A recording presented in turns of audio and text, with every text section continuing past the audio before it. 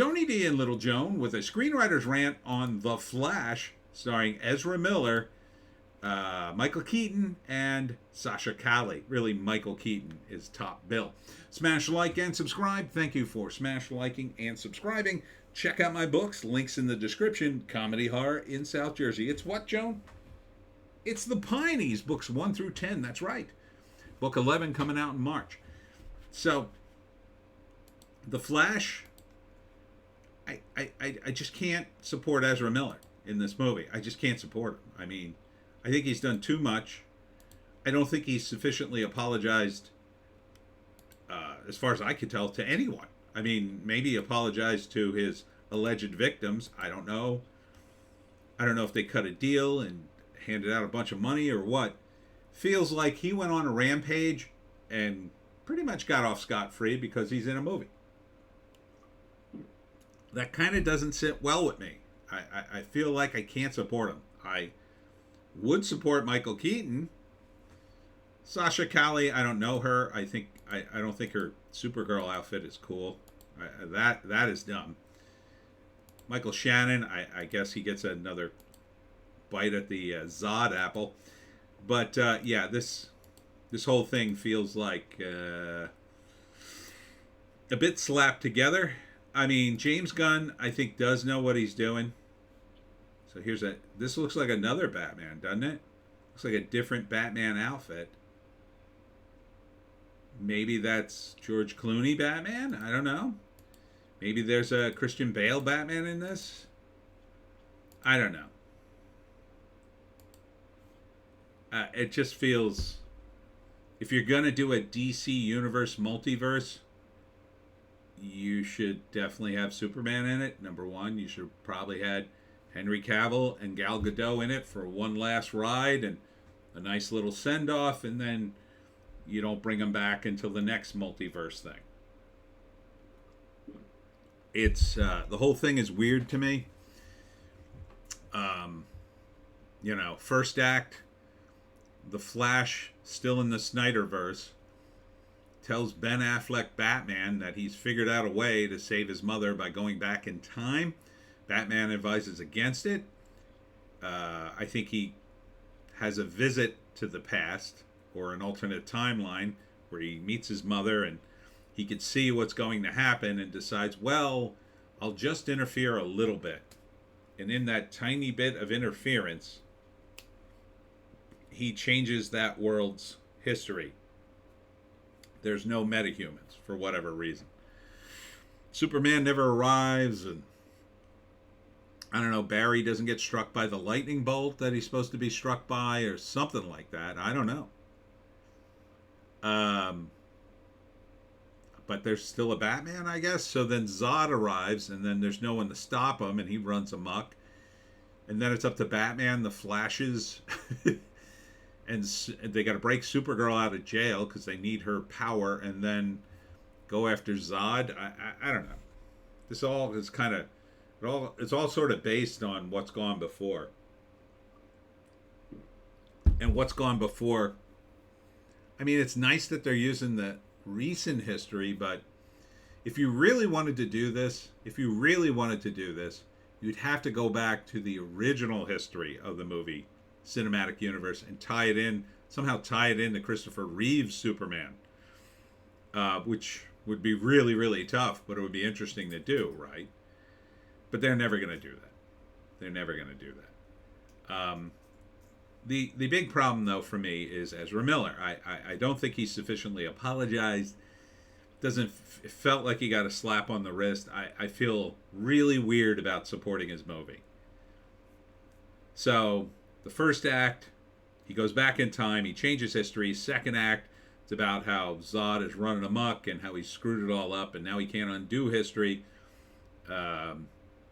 So he has to team up with Batman to save that universe. He does at a terrible cost. Probably his mother dies anyway, or a bunch of other people do. I don't know.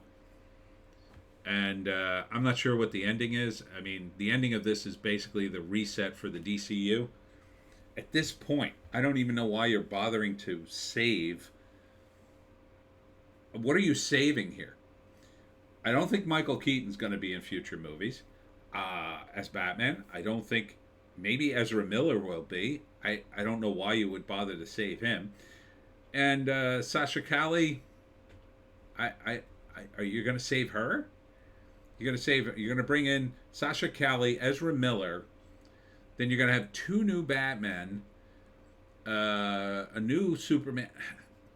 It's just like you're going to all this trouble for what? For what exactly? And I'm supposed to support Ezra Miller and make him a millionaire? I can't. I can't.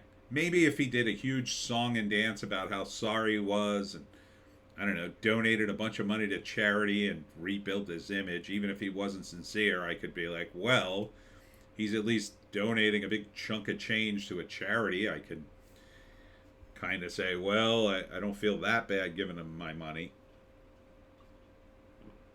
It just, I can't. So I'm not going to go see this. Now, I do have HBO Max, so maybe when it's on HBO Max for free, I'll watch it and review it if you really want me to. It'll depend on the word from the nerds and what they say about it. I'm sure I'll be watching all the reviews, and I'm sure I'll spoil it for myself. But my vibe is it's probably pretty watchable. There's probably a bunch of member berries, and that's about it. It's not going to be earth shattering.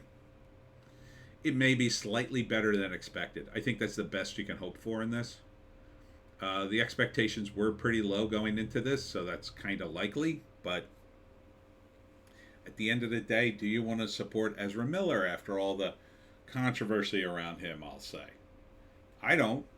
I think he's gone too far. I think he really needed to come out with a big statement about how sorry he was and that he's in therapy.